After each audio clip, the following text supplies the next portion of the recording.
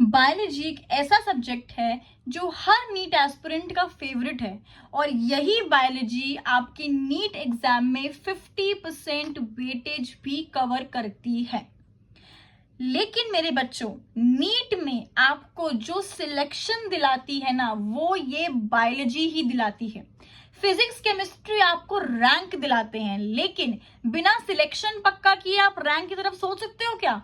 नहीं सोच सकते हो। अगर आपको अपना सिलेक्शन पक्का करना है तो आपको एम करना है 360 by 316 biology. So hi everyone, my name is Nishu Sehgal और आज की वीडियो में मैं वो सारी स्ट्रैटेजीज, अल्टीमेट स्ट्रैटेजीज आपके साथ शेयर करने वाली हूँ जो आपको नीट 2025 में बायोलॉजी में 360 by 360 दिलाने में बहुत हेल्प करने वाले हैं। इस वीडियो को देखने के बाद तुम इतना तो जरूर समझ जाने वाले हो कि जो सब्जेक्ट तुम्हारा नीट में सिलेक्शन पक्का करता है ना, उसमें 360 by 360 लाना कोई बहुत मुश्किल काम नहीं है। बस तुमको स्ट्रैटेजिकली चलना पड़ेगा। सबसे पहला काम जो तुमको 360 लाने के लिए करना है ना, वो ये है कि तुम्हें एम ही 360 पे करना है। अगर तुम एम ही, अपनी तैयारी ही 360 के हिसाब से करोगे, तब जाकर तुम 340 350 से कम तो कहीं पर भी नहीं लाने वाले हो। ठीक है। So first of all um, study accordingly कि तुमको 360 ही लाने हैं। अब बायोलॉजी में ना सिर्फ 4 चीजें जरूरी हैं। एक, आपका कॉन्सेप्ट क्लियर होने चाहिए। दूसरा, आपकी याद करने की शक्ति, जो थ्योरी याद करने की शक्ति है, वो अच्छी होनी चाहिए। Third, practice question solving, as many questions as you can solve. And fourth बेटा, speed should be high. Biology में अगर आपकी स्पीड अच्छी होगी तभी आप मैक्सिमम टाइम अपने एग्जाम में फिजिक्स और केमिस्ट्री को दे पाओ। तो आपकी इस 360 वाली जो जर्नी है, वहां तक पहुंचने के लिए आपको सबसे पहले क्या करना है? एक तो बेटा जी स्टडी, पढ़ाई। ठीक है, क्योंकि पढ़ाई के बिना तो होगा नहीं। अब सब लोग इंक्लूडिंग मैं भी आपको यही बोलते हैं कि बायोलॉजी के केस में अगर आपकी कोई बाइबल है, कोई अल्टीमेट बुक है, तो वो है आपकी एनसीईआरटी। बायोलॉजी के केस में आपको एनसीईआरटी को ही फॉलो करना है। लेकिन अगर आप अपने कॉन्सेप्ट्स क्लियर किए बिना ही एनसीईआरटी खोल के बैठ जाते हो, तो मेरे बेटा जी, ये जो एनसीईआरटी है ना, ये एक स्टोरी फॉर्म में है, आपको कुछ समझ में नहीं आएगा, आप बोर होकर अपनी एनसीईआरटी को बंद कर दोगे। तो सबसे पहले एनसीईआरटी खोलने से भी पहले आपको अपने टीचर के क्लास नोट्स लगाने हैं, लेक्चर्स लगाने हैं, उन क्लास नोट्स को रिवाइज करना है। उसके बाद में आपको अपनी एनसीईआरटी को खोलना है। हर एक टॉपिक करके करो। पहले एक टॉपिक आप अपनी क्लास नोट्स से रिवाइज करो, फिर वही टॉपिक आप अपनी एनसीईआरटी से पढ़ो। आपके सारे के सारे जो डाउट्स हैं वो ऐसे क्लियर हो जाने वाले हैं। जितने भी डाउट्स तुम लोगों को आते हैं ना, उसके आंसर बच्चे क्लास नोट्स में ही मिलेंगे। शर्त ये है कि तुम्हें अपने क्लास नोट्स को बार बार रिवाइज करते रहना है। दूसरी चीज जो आपको करनी है वो है रीडिंग। अब आती है आपकी बारी एनसीईआरटी की। बायोलॉजी के केस में आपको सिर्फ और सिर्फ अपनी एनसीईआरटी को ही बार बार पढ़ना है और इसकी एक एक लाइन को याद रखना है। अब एनसीईआरटी रीड करने का एक तरीका है। ये नहीं कि तुमने बुक खोली, स्टोरी पढ़ी, बंद कर दी। नहीं, there is a proper way to read NCERT, ताकि तुम्हारा एक भी पॉइंट मिस ना हो। अपने क्लास नोट्स को अपने साथ रखो, एक टॉपिक क्लास नोट से पढ़ो, फिर वही टॉपिक तुम्हें अपनी एनसीईआरटी से पढ़ना है।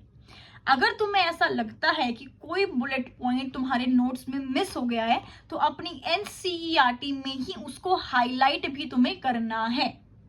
और पढ़ने से मतलब ये नहीं है कि तुम सिर्फ थ्योरी पढ़ रहे हो। पढ़ने से मतलब है diagrams, unit introduction, date, scientist का नाम, सब कुछ तुम्हें बार बार पढ़ते रहना है। अब अगर हम एक्स्ट्रा मटेरियल की बात करते हैं, तो बायोलॉजी के केस में तुम्हारे क्लास नोट्स और तुम्हारी एनसीईआरटी के अलावा कुछ और पढ़ने की जरूरत नहीं है। एनसीईआरटी को अगर तुमने घोल कर पी लिया तो तुम्हारे बायोलॉजी में 360 नंबर पक्के हैं, बिल्कुल पक्के हैं। तीसरी चीज जो तुम्हें करनी है वो है आपकी तीसरी चीज जो तुम्हें करनी है वो है तुम्हारी क्वेश्चन सॉल्विंग। बहुत सारे बच्चों को ऐसा लगता है कि ये जो क्वेश्चन सॉल्विंग है ना, ये सिर्फ और सिर्फ फिजिक्स और केमिस्ट्री के लिए ही है। बायोलॉजी में तो हमने थियोरी पढ़ ली, हमारा काम हो गया। बेटा अब तुमने तुम्हारे टॉपिक्स पढ़ लिए, एनसीईआरटी पढ़ ली, कॉन्सेप्ट्स भी तुम्हारे क्लियर हो गए। जब तक तुम्हें ये नहीं पता होगा ना कि तुम्हारे कौन से टॉपिक से किस टाइप के क्वेश्चंस फ्रेम होते हैं, तुम नीट में जरूर मार खाओगे, जरूर मार खाओगे। तो अगर तुम वो 360 वाला एम कर रहे हो तो तुम्हें फिजिक्स केमिस्ट्री के साथ साथ बायोलॉजी के क्वेश्चन सॉल्विंग को भी उतना ही टाइम देना जरूरी है। अब हम बात करते हैं पीवाईक्यूज की। बायोलॉजी में बच्चे पीवाईक्यूज, प्रीवियस ईयर क्वेश्चंस लगाना मस्ट है। तो थियोरी के लिए तुम्हें कोई एक्स्ट्रा गाइड नहीं चाहिए, लेकिन पीवाईक्यूज की एक बुक तुम्हें जरूर लेनी पड़ेगी। इफ यू आस्क मी तो आप बायो एक्सट्रैक्ट ले सकते हो, NCERT at your finger tips ले सकते हो जो एमटीजी की पब्लिकेशन है, या फिर एक एररलेस आती है वो ले सकते हो। बेटा ये तीनों की तीनों जो बुक्स जो मैंने आपको बताई है ना, किसी ने मुझे कोई पैसे नहीं दिए हैं, कोई स्पॉन्सर नहीं किया है। इतने सालों के मैं अपने एक्सपीरियंस से आपको बता रही हूँ कि ये जो तीनों बुक्स हैं इसमें डिटेल्ड पीवाईक्यूज दिए हुए हैं। तो आप इनमें से कोई भी एक बुक परचेज कर सकते हो, या फिर अगर आपने ऑलरेडी परचेज कर ली है तो आप उससे भी पढ़ सकते हो, लेकिन पीवाईक्यूज लगाना आपके मस्ट है।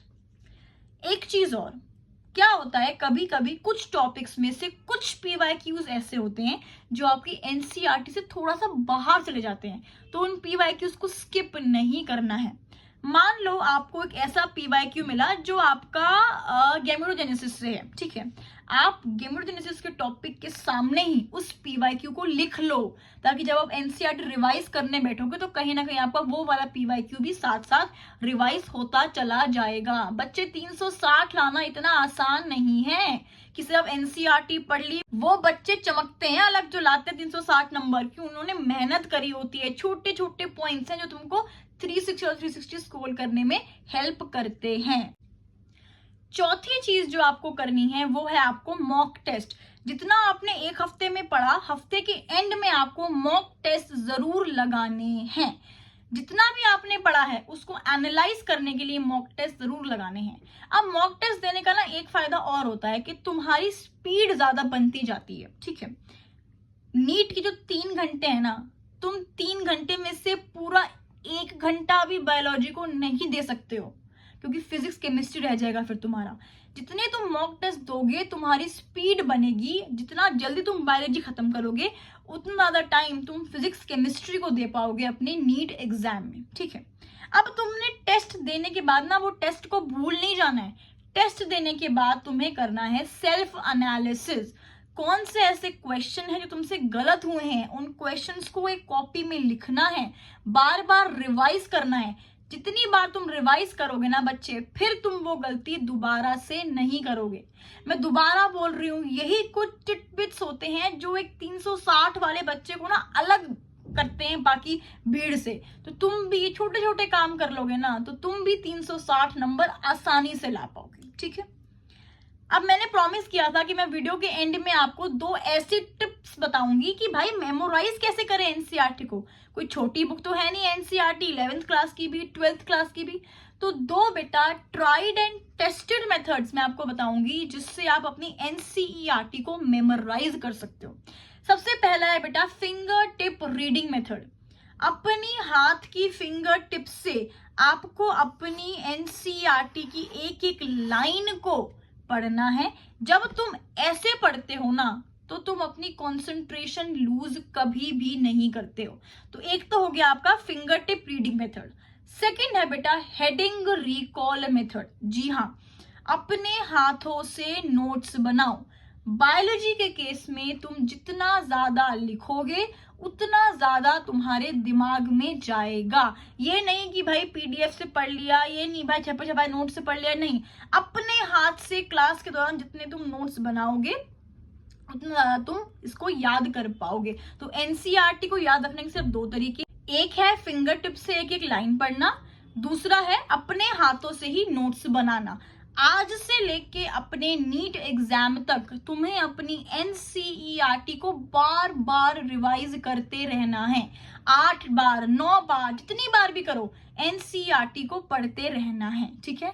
अगर आपको बायो से रिलेटेड कोई भी डाउट है, you can ask me in your comment sections and do tell me कि if this video was helpful for your NEET journey. Now go study. सारा टाइम यूट्यूब पे वीडियोस मत देखते रहा करो, ऐसे कैसे करे, ऐसे कैसे करे। खुद के करने से ज्यादा इफेक्ट होता है बेटा। Go and study.